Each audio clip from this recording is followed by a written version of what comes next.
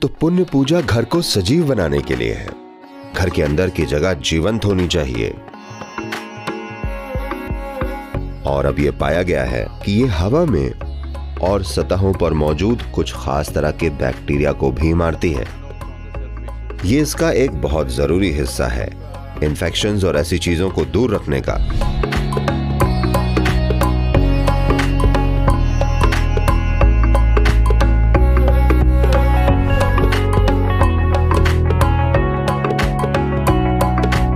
भारतीय संस्कृति में जिस कमरे में आप रहते हैं उसकी बनावट और आकार पर पूरा ध्यान दिया जाता है, क्योंकि उस कमरे की बनावट और आकार एक तरह से, अगर वो बहुत हवादार नहीं भी है, जब मैं कहता हूं बहुत हवादार तो उसका मतलब है दोनों तरफ से 2 दीवारें खुली हैं और इसमें लगभग ऐसा महसूस होता है जैसे आप बाहर हैं, तब ये अलग बात है। ज्यादातर घर ऐसे नहीं बने हैं।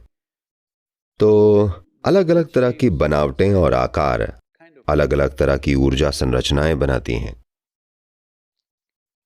ये ऊर्जा संरचनाएं अगर ये बहुत तीव्र हो जाएं, तो ये आपकी मनोवैज्ञानिक और भावनात्मक स्थिति को तय कर सकती हैं, जो उसमें या तो सहायक हो सकती हैं या एक रुकावट बन सकती हैं, जैसा आप होना चाहें। तो कुछ खास चीजें जैसे कि चंदन, भारत में एक चीज है जिसे सांभरानी कहते हैं, जो कि एक शक्तिशाली चीज है जिसका उपयोग तब भी किया जाता है जब लोग बीमार होते हैं।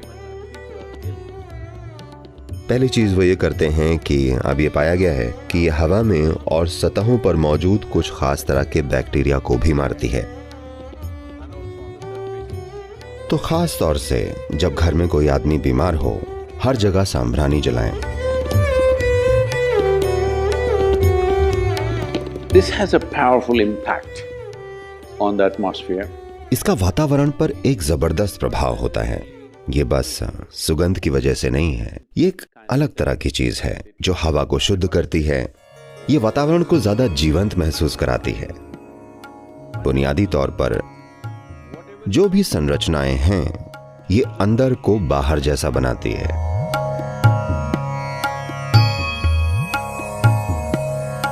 घर में बस हल्की सी सांभरानी आपको अंदर होने के बावजूद भी बाहर जैसा महसूस करवाएगी, क्योंकि ये एक अनिर्मित जगहें हैं।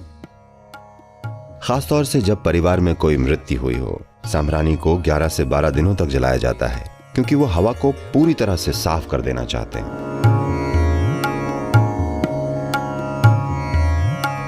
धूप जलाने का एक प्रभाव होता है, पर इसे जरूरत से ज्यादा मत कीजिए। आप समझ के साथ इसका उपयोग कर सकते हैं, पर इन दिनों धूप केमिकल चीजों से बनाई जा रही है। अच्छा होगा कि आप वो चीजें ना जलाएं।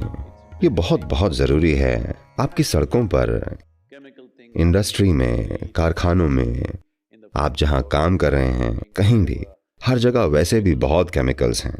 कम से कम अपने घर के अंदर केमिकल से बनी धूप मत जलाइए, क्योंकि मुझे लगता है कि 70 से 80% जो धूप आज बाजार में उपलब्ध है केमिकल है। जलाने से पहले इसे चेक जरूर करें। ये बहुत बहुत जरूरी है, क्योंकि बंद जगहों पर अगर आप केमिकल जलाते हैं तो उसका नकारात्मक प्रभाव बहुत बहुत ज्यादा होता है। तो ये प्राकृतिक राल का तेल या दूसरे ऐसे पौधों से बने तेल और चीजों की बनी हुई होनी चाहिए। तो ये फर्क ला सकती है, हल्का सा फर्क। अगर आपको इस तरह का अंतर चाहिए तो ये निश्चित रूप से मददगार हैं।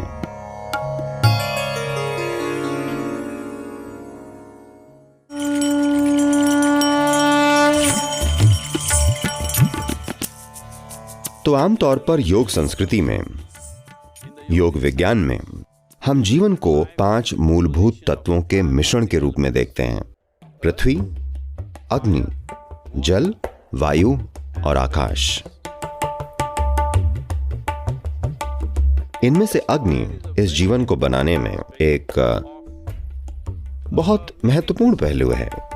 तो इस जीवन के होने में अग्नि को एक महत्वपूर्ण तत्व माना जाता है। बस यही एक चीज नहीं है, सभी 5 जरूरी हैं। पर जब कुछ चीजों को दूर रखने की बात आती है तो अग्नि हमेशा बहुत महत्वपूर्ण है। तो ये एक उसका हिस्सा है कि अपने जीवन में हर दिन आपको तेल का एक दिया जलाकर उसकी उपस्थिति में कुछ समय तक रहना चाहिए, क्योंकि ये बहुत सारी चीजों को दूर करेगा, ये आपके सिस्टम में बहुत सी चीजों को शुद्ध करेगा। ये एक बहुत जरूरी हिस्सा है इन्फेक्शंस और ऐसी चीजों को दूर रखने का। अगर ये हवा से फैलने वाले हैं, खासकर अगर ये हवा से फैलने वाले हैं, तो आपके आसपास अग्नि का होना मदद करता है। किसी तरह का एक दिया आपके आसपास कहीं आपके नजदीक जलता हुआ होना चाहिए। This will do wonders to you. Please experiment and see. ये आपके लिए अद्भुत चीजें करेगा, ये प्रयोग करके देखिए। जब आप सोते हैं, अगर आप अपने कमरे में एक सुरक्षित जगह ढूंढें और वहां एक छोटा सा दिया जला दें, आप देखेंगे कि ये आपके लिए बहुत फर्क लाएगा। बस उस अग्नि की उपस्थिति में रहना एक बहुत बड़ा अंतर लाता है।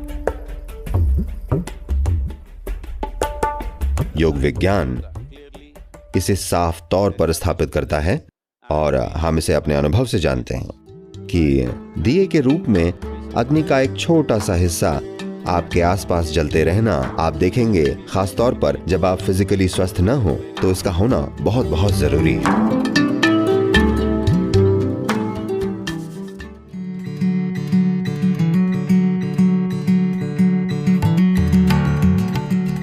पुण्य का मतलब आपको पता है?